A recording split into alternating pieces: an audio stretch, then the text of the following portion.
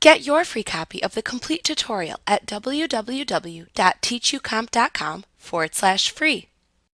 You can use the rotate command to rotate and flip the image in the canvas. You can rotate or flip the entire image or just the currently selected layer.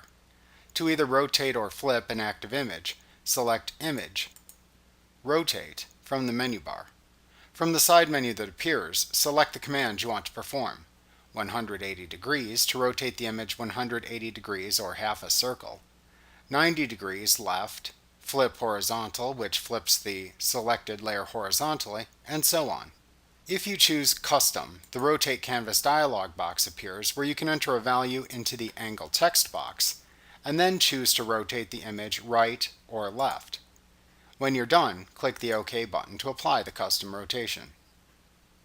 Like what you see? Pick up your free copy of the complete tutorial at www.teachucomp.com/free.